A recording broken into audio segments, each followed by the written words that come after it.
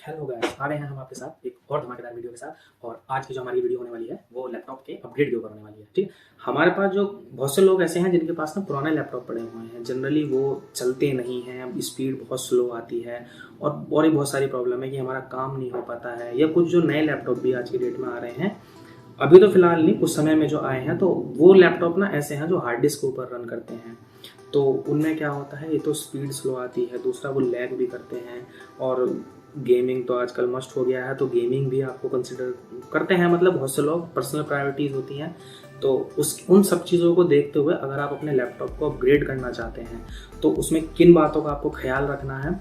RAM जो है, RAM का टाइप आपको कैसे पता करना है कि मेरे लैपटॉप में कौन सी रैम लगने वाली है और मेरे लैपटॉप में कहाँ पे मतलब वो रैम लगेगी। ये ना बहुत ज़्यादा टिपिकल प्रोसेस नहीं है, बहुत इजी प्रोसेस है।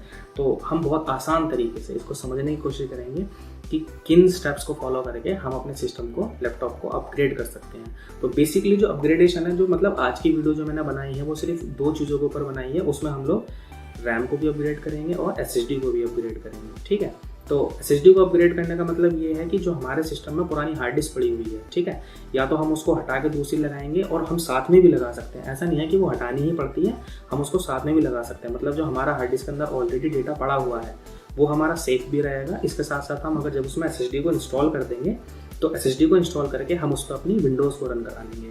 तो उससे बेनिफिट ये है कि जो हमारी विंडो है वो SSD में रन करेगी, तो बहुत अच्छी स्मूथ परफॉर्मेंस आएगी सिस्टम की। और हार्ड डिस्क तो हमारा डेटा स्टोर के लिए है, तो किसी में नुकसान नहीं होगा।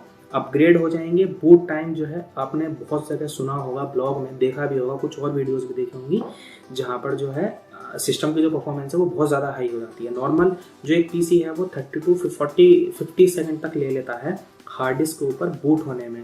लेकिन वहीं अगर आपके SSD लगी हुई है तो वो सिस्टम जो है आपका 5 से लेकर 10 सेकंड, इवन कुछ सिस्टम तो ऐसे हैं जो 5 सेकंड से भी कम समय में बूट हो जाते हैं।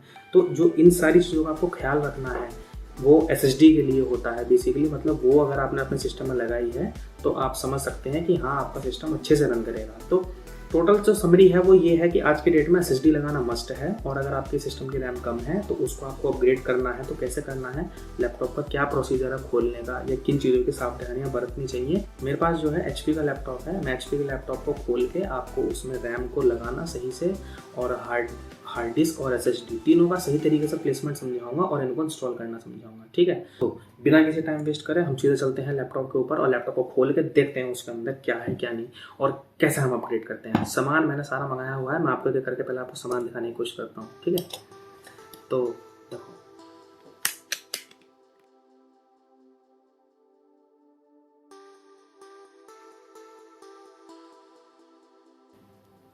देखो जो मैंने सामान मंगाया हुआ है अपने लैपटॉप को अपग्रेड करने के लिए, सबसे पहले तो है ये SSD। ठीक है, बहुत छोटी सी होती है, 240 GB की है, क्रूशियल कंपनी की है।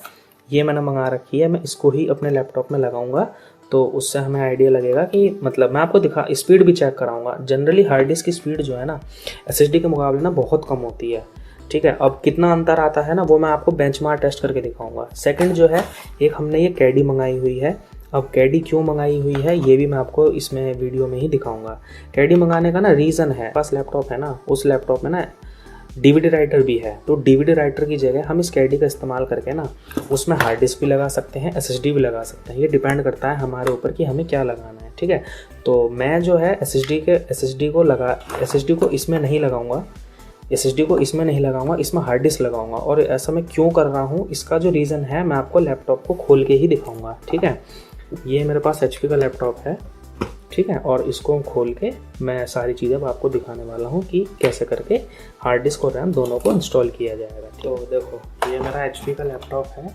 ठीक है, और मैं अब इसको खोल के सारी चीज़ें आपको एक एक करके क्लियर कराता हूँ। ठीक है ना, तो देखो सबसे पहले तो कोई भी लैपटॉप हो उसकी बैटरी ना आपको निकाल लेनी होती है। ठीक है ना, बिल्कुल बेसिक से समझाने की कोशिश कर रहा हूँ। एक लॉक ये अनलॉक हो गया, यहाँ पर अनलॉक का साइन है, आपको शायद वैसे नहीं दिख रहा होगा, लेकिन ये अनलॉक का साइन है तो पता लग जाता है कि ये साइड अनलॉक हो चुकी है। ये हमारी बैटरी आउट हो गई। उसके बाद पेज होते हैं, हमें वो पेज खोलने पड़ेंगे। ठीक है, और पेज में मैं सबसे पहले ये वाला पेज खोल रहा हूँ। ये जो लैपटॉप है ये HP का लैपटॉप है, A9 करके इसके अंदर प्रोसेसर डला हुआ है।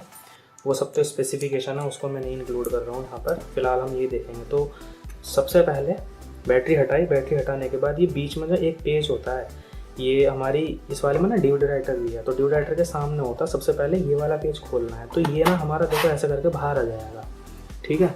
तो सबसे पहले इसको बाहर निकाल के अलग रख लो, क्योंकि ये ना फिर इसको खोलने में ना कुछ अंदर टूटने वूटने की प्रॉब्लम होती है। तो ये हो गया। उसके बाद जितने भी पेज रहते हैं सारे की तरह खोलना है।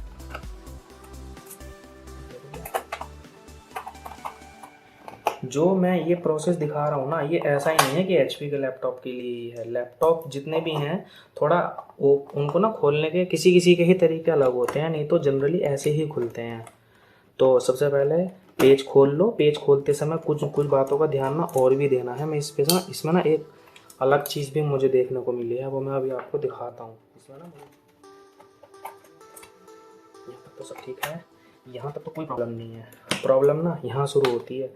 अब आपने ना पेज तो खोल लिए, अब आप ये सोचोगे कि चलो कोई नहीं, काम हो गया, अब थोड़ा इसको खोल के देखता हूँ, इधर से और इधर से उठाने की कोशिश करते हैं। लेकिन नहीं, बहुत से ना लैपटॉप ऐसे हैं उसमें ना ये जो पट्टी है, ये जो आपको दिखाई दे रही है ना, इसके अंदर भी एक पेज होता है। देखो मैं दिखाऊँ, देखो ये रहा। तो अगर किसी लैपटॉप में ये पेज नहीं निकाले गए ना, तो अंदर से पता नहीं क्या क्या टूटेगा ना, आपको भी पता नहीं चलने का। तो एक यहाँ से भी निकला, ये देखो यहाँ से भी निकला, ना यहाँ भी निकलेगा, यहाँ भी निकलेगा।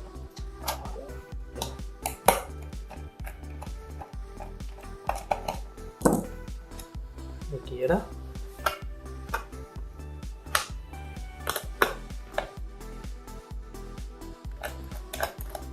और एक ये रहा। अब जो है इस लैपटॉप के पेज हैं वो मैंने निकाल लिए हैं, ठीक है। अब मैं इसको खोलने की कोशिश करूँगा और अंदर का स्ट्रक्चर भी दिखाता हूँ। इसमें ये HP का 15 इसमें 4 GB रैम है और AMD का A9 प्रोसेसर है 9200 समथिंग करके, और इसमें हार्ड डिस्क है 1 TB की, बस SSD नहीं है। तो हमें SSD और रैम दोनों अपग्रेड करना है। अब इसके लिए इसको ना थोड़ा, इसमें ना खांचे होते हैं, ये प्लास्टिक के तो होते ही हैं, तो खांचे हैं। तो अगर ये नहीं खुलता ना, तो इसको कोने में ऐसे इंसर्ट करा के जहाँ स्पेस बन रहा हो, और ऐसे करके ऐसे घुमा के खोलना होता है, ठीक है। ऐसे ऐसे। अब देखो इसमें ना, इस लैपटॉप में देखो ये पूरी कैविटी नीचे की पूरी निकल के आ रही है, ठीक है। लेकिन तभी जब आप सही से खोलेंगे, अगर आपने पेज में गड़बड़ी कर दी ना, तो वो ना बहुत भारी पड़ने वाली होती है आप लोगों को। अब देखो मैं फ़ोन हाथ में ले लेता हूँ, फिर आपको दिखाता हूँ। देखो अब सबसे पहले देखो, अब ध्यान से देखना और समझने की भी कोशिश करना, ठीक है।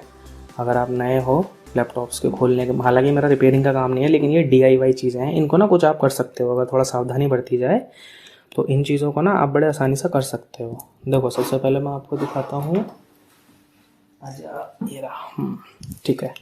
देखो ये है हमारी रैम के स्लॉट। एक रैम हमारी इनबिल्ट है जो कंपनी हमको इंस्टॉल करके देती है, वो रैम आपकी यहाँ डली होगी, ठीक है। और एक रैम यहाँ इस स्लॉट में डलेगी आपके।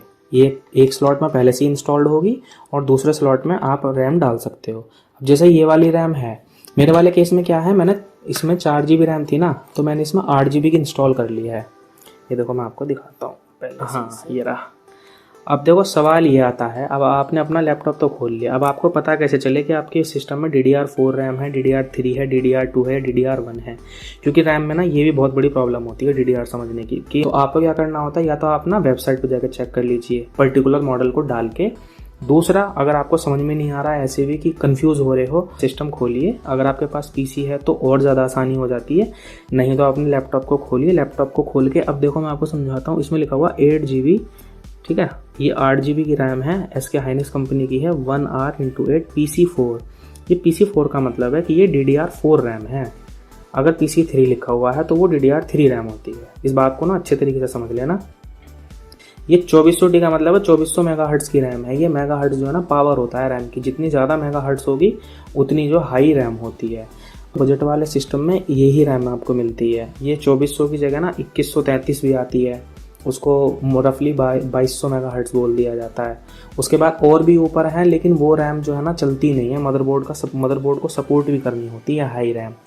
तो जो आपके सिस्टम में डली हुई है ना, बेहतर तो यही है कि कॉम्पैटिबिलिटी के लिए, ताकि सिस्टम कॉम्पैटिबल रहे आपकी रैम के साथ, तो वही डालिए जो आपके सिस्टम में ना पहले से ही पड़ी हुई है। ठीक है, तो ये क्या है, 8 GB की रैम है, DDR4 रैम है। अब इसी रैम को आप देखो इंस्टॉल करने के लिए, या तो आप सीधा इसमें ऐसे करके लगा के देखो, फिर से समझाता हूँ। ये रैम है ना, इसको बस ऐसे पहले तो अंदर घुसा लो, अटक गई देखो ये थोड़ी सी, उसके बाद इसको नीचे प्रेस कर दो, ये ना ऑटोमेटिकली लॉक हो जाती है यहाँ से। और जैसे यहाँ एक आपके यहाँ पड़ी हुई है, अपग्रेड करनी है तो आप इसको यहाँ लेके, यहाँ नहीं सॉरी उल्टी हो गई, इसको ऐसे करके पहले तो ऐसे करके इंसर्ट करिए, और इंसर्ट करके ये देखो अटक लग गई ना, अंदर चली जाती है थोड़ी सी, उसके बाद इसको यहाँ से नीचे दबाती है। अब देखिए ये बिल्कुल लग चुकी है, ये फिक्स है। लेकिन चूँकि मेरे सिस्टम में ना एक ही रैम है अब 8 GB, ये मैं ना 4 GB की रिप्लेस करके ना 8 GB की लगा ली थी। ठीक है, इसमें इस वाले लैपटॉप में ना 4 GB आती है कंपनी की तरफ से, तो 4 को रिप्लेस करके मैंने 8 GB की सिंगल लगा ली, ताकि अगर इन फ्यूचर में अपग्रेड करनी हो ना तो मैं 8 GB की रैम या जितनी भी चाहिए मैं और लगा सकूँ। तो रैम लगाने का प्रोसीजर मैंने आपको बता दिया। रैम का काम तो हो गया ख़त्म, एक रैम का स्लॉट ये रहा, एक ये रहा। अब बात करते हैं SSD लगाने की। अब देखो SSD का झमेला, थोड़ा झमेला नहीं यार, लगा लोगे, इतनी भी टिपिकल नहीं है। देखो यहाँ हमारी CD ड्राइव लगी हुई थी, ठीक है, ये CD ड्राइव रखी है। अब देखो होता क्या है, ये लगती कैसे है, ये ना आप इधर से इंसर्ट करते हो, एक सेकंड फोकस कर लो, इंसर्ट करते हो और देखो ये इधर इस वाले खांचे में ना ऐसे अंदर आके फंस जाती है। ठीक है, तो ये हो गई। अब दोस्तों एक चीज़ और मैं आपको बताना चाहता हूँ, इनको लगाने से पहले ना एक साटा पोर्ट का खेल समझ लो। अब साटा पोर्ट का खेल क्या है, देखो बहुत से जो लैपटॉप हैं वो ऐसे हैं, उनमें साटा के भी ना वर्जन होते हैं। साटा के वर्जन ऐसे समझ लो, साटा 3 Gbps, मतलब उस वाले पोर्ट से ना 3 GB पर सेकंड का ट्रांसफ़र होगा। एक होता है साटा 6 Gbps, उसमें ना मतलब साटा इस पोर्ट को बोलते हैं, ये जो पोर्ट है ना ये साटा पोर्ट कहलाता है। तो इस पोर्ट से ना 6 Gbps का ट्रांसफ़र होगा। अब आप ये मत समझना कि साटा 3 Gbps भी बहुत है, और क्योंकि 3 Gbps वो ना नोटेड होता है, स्पीड इतनी आती नहीं है जनरली। तो अगर सेम SSD को, सिस्टम और लैपटॉप दोनों के लिए बता रहा हूँ, अगर सेम SSD को आप साटा 3 Gbps वाले पोर्ट पर लगाओगे तो स्पीड इतनी नहीं आएगी जितनी आप सोच रहे हो। इसीलिए SSD लगाते समय सबसे पहले ध्यान रखिए, ये पता कर लें कि आप जिस पोर्ट में SSD लगा रहे हो, चाहे आप इस वाले में लगाओ चाहे इस वाले में लगाओ, वो पोर्ट साटा 6 GB पर सेकंड को सपोर्ट करना चाहिए। अगर वो उस स्पीड को सपोर्ट नहीं कर रहा है तो SSD लगाने के बाद भी आपकी स्पीड उतनी नहीं आएगी कभी कभी। ठीक है, कभी कभी क्या छोटे पोर्ट, नॉर्मल पोर्टों में नहीं आती। ठीक है, तो साटा अगर आप SSD लगा रहे हैं तो सीधी सी बात है साटा 6 Gbps वाले पोर्ट में लगाइए। अब खेल ये आता है कि आपको पता कैसे चले कि कौन सा पोर्ट साटा 6 Gbps का है, कौन सा 3 Gbps का है। तो सब बातें छोड़ दीजिए, आप एक काम करिए, मैं आपको एक मोटी मोटी बात बताता हूँ। ये ऐसे हार्ड डिस्क है हमारे सिस्टम की, इसको निकाल के आप इस वाले पोर्ट में लगा लीजिए और यहाँ लगा दीजिए SSD। ऐसा मैं इसलिए कह रहा हूँ क्योंकि जो ये वाला पोर्ट होता है ना, चाहे पुराने भी सिस्टम हो, ये वाला जो ओरिजिनल पोर्ट, मतलब जो मेन पोर्ट होता है, वो साटा 6 Gbps को ही सपोर्ट करेगा। ठीक है ना, ये जबकि जो है नहीं करेगा। ठीक है, अच्छा एक चीज़ और, साटा का 6 Gbps वाला जो पोर्ट है उसको हम साटा 3 बोलेंगे, बोलते ही हैं, मैं क्या बोलूँगा। जिसमें 6 Gbps का ट्रांसफ़र होगा वो है साटा 3, और जिसमें 3 Gbps का ट्रांसफ़र होगा वो है साटा 2। ठीक है, तो मैं तो ये मान के चल रहा हूँ कि मेरा जो DVD राइटर है ना ये साटा 2 पे लगा हुआ है, जो कि होता भी है जनरली। लेकिन देखो इसमें कहीं लिखा हुआ नहीं है, तो आप कैसे आइडेंटिफाई करोगे।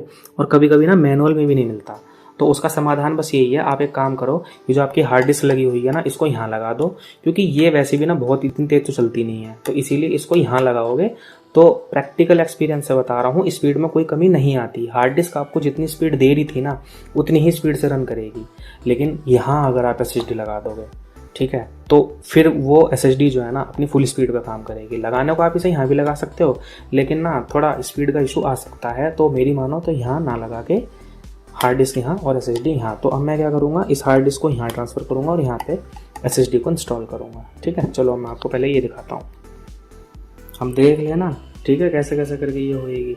तो सबसे पहले तो ये पेज खोलता हूँ मैं और इसको यहाँ से निकालने की कोशिश करता हूँ हमारी हार्ड डिस्क को, क्योंकि मैंने बताया ना ये SATA 6 पे काम करता है ये वाला पोर्ट, ठीक है। तो इन 2 पेजों से तो ये नहीं निकली, ये तो हार्ड डिस्क के पेज हैं, हार्ड डिस्क के साथ छेड़खानी नहीं करनी। ओहो, सील्ड पैक है।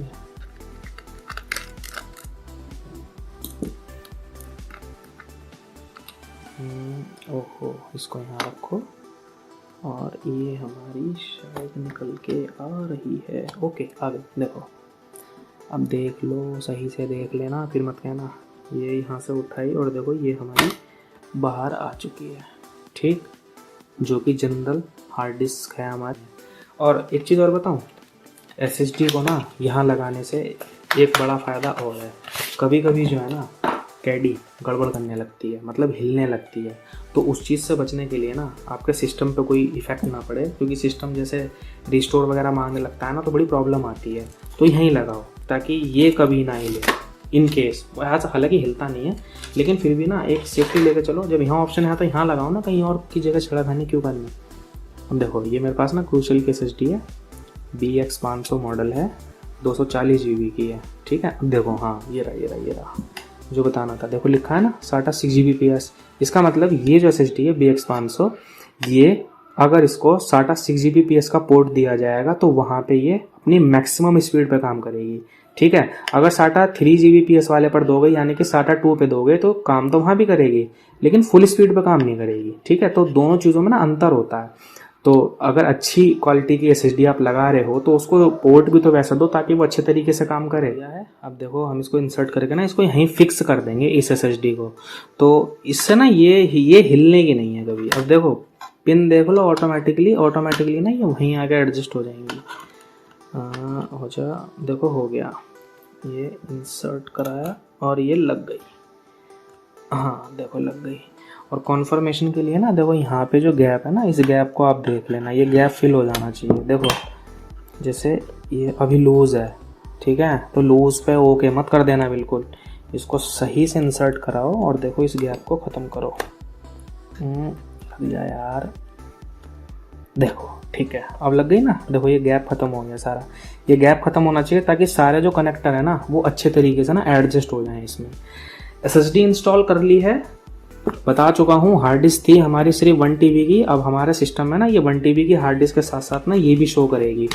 विंडोज़ कैसे डलती है 11 उसकी वीडियो भी ना बहुत जल्दी मैं डालने वाला हूँ आजकल में ही, ठीक है। तो पहले हम इसको कर लेते हैं सेट और फिर मैं आपको समझाता हूँ सब कुछ। चलो आ जाए भाई साहब पेज। ये तो इतने छोटे छोटे से पेज होते हैं ना, ऐसा लगता है ये लग भी जाएंगे, समझ में नहीं आता लगेंगे भी यानी, पर चलो खैर जैसे कंपनी की इच्छा है, तो कंपनी के ऊपर है ना, हमारे ऊपर नहीं है, सिस्टम के ऊपर भी तो डिपेंड है ना। छोटे छोटे तो ये सिस्टम होते हैं, तो सारी चीज़ें देना ये भी तो मजाक बात नहीं है। लग जाओ भाई, एक तो लग गया, ठीक है। सेकंड पे लगा के और उसके बाद कैडी का खेल समझाता हूँ। कैडी आप ना अपने तरीके से चेक कर लेना कि आपके पेज ना बिल्कुल सटीक लगे होने चाहिए और सही तरीके से लगे होने चाहिए, मतलब लूज नहीं होने चाहिए, टाइट होने चाहिए। क्या है ना कि बाद में फिर वो वॉबल करेगा तो उससे प्रॉब्लम आएगी। अब देखो मेरे केस में ना बिल्कुल मैंने फिट करके लगा दी है, तो पूरा तरीका अच्छे से समझा दिया है। वीडियो थोड़ा लंबी है लेकिन अच्छे से समझ लेना कि कैसे होगा। अब देखो अगर इसको साफ़ करना हो तो साफ़ करने की टेक्निक बताता हूँ। एक वो जो पेंट ब्रश होता है ना, साफ़ ना अच्छे तरीके से कर देता है। बस इसको आराम से, ज़्यादा ना दिमाग चलाने की ज़रूरत नहीं है, बस आराम से ऐसे ऐसे करके अपनी जो धूल मिट्टी है ना वो साफ़ कर लेनी होती है इसकी, जहाँ भी इसमें हो, ठीक है। पॉइंट्स पर आराम से, बोला ना बिना दिमाग लगाए आराम से साफ़ कर लेना, बस छुट्टी, ठीक है। SSD हमारी अच्छे तरीके से लग चुकी है। अब लगाते हैं हार्ड डिस्क को जो मैं निकाल के बैठा हूँ, ठीक है। इसे लगाने के लिए देखो ये है हमारी कैडी। अब मुझे ना ये कैडी खोल के मैं आपको पहले दिखा देता हूँ ये होती किस तरह की है। देखो ये ना हमारी कैडी है, ये ऐसी आती है ये कैडी, ठीक। अब देखो डिज़ाइन की मैं अगर बात करूँ ना, तो देखो ये वाली जो कैडी है ये मेरे DVD राइटर के कुछ जैसी है। देखो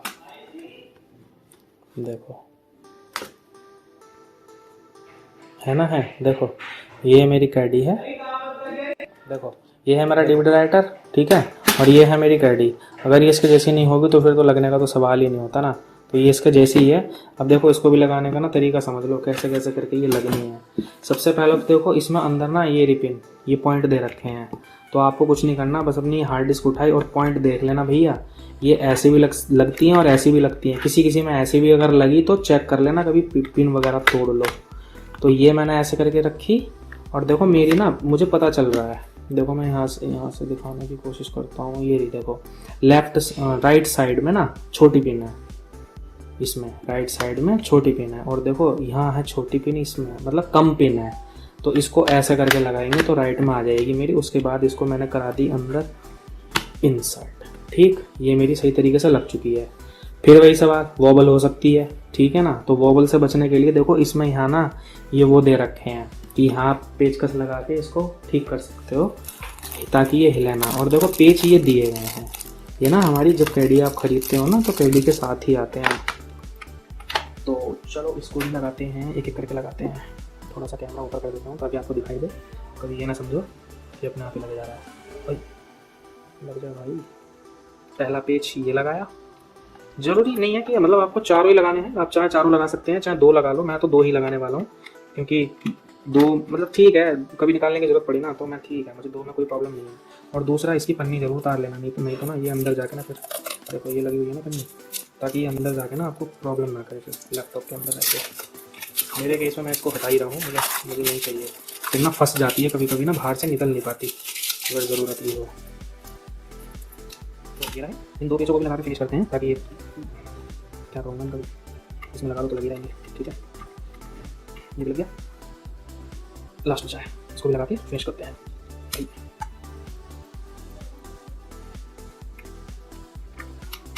ये वाला है, देखो चारों बोर्ड लगे, देखो 1 2 3 4 चारों लगा दिए मैंने। ठीक है, अब जो है क्या सोच रहे हो गया काम? भैया समय लगता है चीज़ों में, अगर आप अपना समझ के या अपने काम को कर रहे हो तो समय लगता है, इतनी आसानी से नहीं होगा। अब सुनो, अब एक काम की बात और सुनो, देख लो यहाँ पहले, इतना तो हो गया। इतना होने के बाद ना इसको यहाँ रखो और जो आपकी ये है इसको भी यहाँ रखो।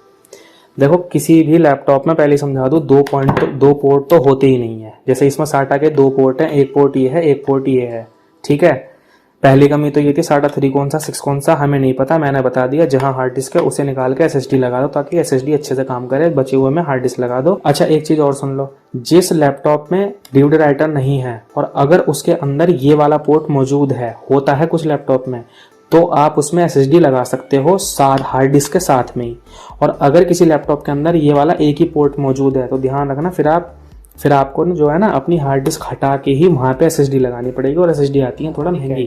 ठीक है, अब देखो इसमें एक अंतर दिखाई दे रहा होगा, इसमें देखो ये वाली पिन भी है इधर, है ना, जहाँ हमारा पेज रुका था, मैंने सबसे स्टार्टिंग में बताया था, ध्यान कर लेना। अभी नहीं आएगा, अभी दिखाता हूँ, इसमें नहीं है तो हमें ना ये इसमें से निकाल के इसमें लगाना पड़ेगा। सिर्फ ये इतना सा टूल है ये, चलो दिखाता हूँ ये कैसे होता है।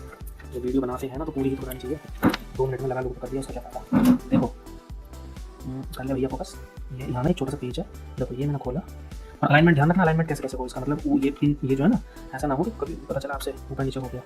ये देखो जैसे ये है, ये मैं इसको ना इस पर ही लगा दूँगा ऐसे एक्जैक्टली। सेकंड फर्स्ट वाले पे लगाना है क्योंकि सेकंड वाले में हमारा पेज आएगा। अब देखो ये मैंने इसको यहाँ पर लगा दूँगा।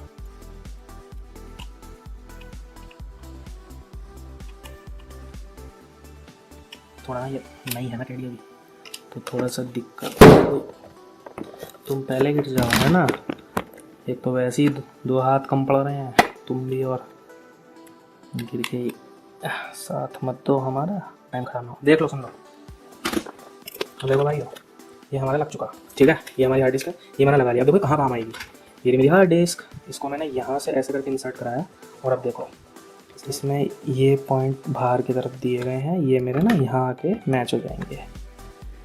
आगे देखो, अब ना इसका रोल देखो, इसका रोल ये जब यहाँ आएगा ना तो मैंने जो सबसे पहले पेज खोला था ना वो यहाँ आके रुक जाता ताकि ना ये ना हिले, ऐसे करके ना हिले। बाकी जो है फ्रेम एडजस्ट कर लेता है इसको, लेकिन ये ना ऐसे करके ऑटोमेटिकली ना निकले, क्योंकि अगर यही नहीं होगा ना तो ये ऐसे ऐसे करके ना इधर उधर होकर ना लैपटॉप में से बाहर निकल जाएगी। तो आप इसे तो मैं बाहर से भी लगा सकता हूँ। ठीक है, तो इसको मैं अभी नहीं लगा रहा हूँ, इसको मैं क्लोज़ कर दे रहा हूँ। और क्लोज़ करने के बाद फिर मैं इसको लगा दूंगा क्या अपनी हार्ड डिस्क को। चलो एक बार और दिखा देता हूँ, देख लो ओवरव्यू देख लो। ये है इसका फैन जो चलता है तब जब ये लैपटॉप जो है हीट वगैरह होता है या कंडीशन मतलब जो रनिंग मोड पे होता है। ये हमारी रैम के 2 स्लॉट हो गए। ये हमारा सेल है, ये टाइम वगैरह को लैपटॉप स्विच ऑफ रहता है तभी हमारा टाइम हो गया रहता है ना, ये उसके लिए होता है। ये सब तो कनेक्टर वगैरह है, इन सबकी जरूरत नहीं है। यहाँ हमारा प्रोसेसर है, इधर ये हमारी ये कोई आईसी है जो ग्राफिक्स मेमोरी होगी शायद, मुझे नहीं पता, लेकिन इनमें से कुछ होती है। ये 2 चिप मेन है हमारी, एक ये सीपीयू है और ये हमारी वो होगी। उसके अलावा एसएसडी हमने लगा दी, बिल्कुल सटीक लगाई है, सही करके लगाई है। ये हमारा यूएसबी और इधर भी हमारे कुछ पोर्ट है छोटा सा।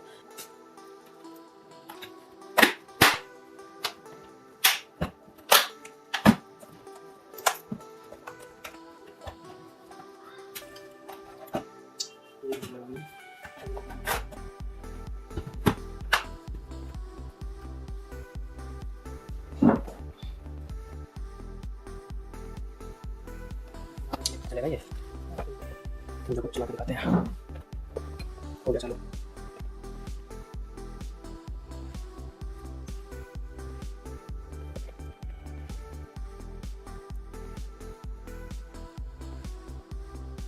फर्स्ट बूट है।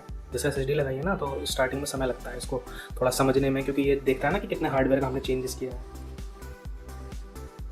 तो उस हिसाब से ये चलेगा। और अभी थोड़ा सा टाइम ले सकता है ये, लेकिन एक बार मेन्यू आ जाएगा ना, होम स्क्रीन आ जाएगी तो मैं आपको दिखाता हूँ।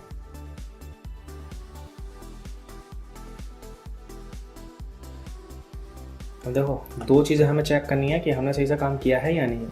रैम तो देखो हमारी 8 GB होगी ही, वो मैंने आपको बता दी है, ठीक है। और दूसरा हार्ड डिस्क और एसएसडी दोनों चेक करनी है कि दोनों आई हैं या नहीं आई है।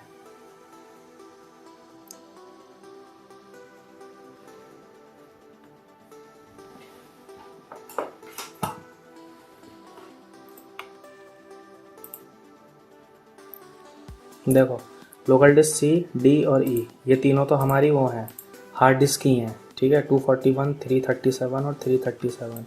अब कहोगे एसएसडी कहाँ है, मैं भी चेक कर रहा हूँ ना, रुक जाओ। देखो एसएसडी जो है ना ऑटोमेटिकली पार्टीशन नहीं बनता उसमें ना हमको पार्टीशन बनाने पड़ते हैं। तो सिस्टम के मैनेजमेंट कंसोल के अंदर हमारी वो शो होनी चाहिए।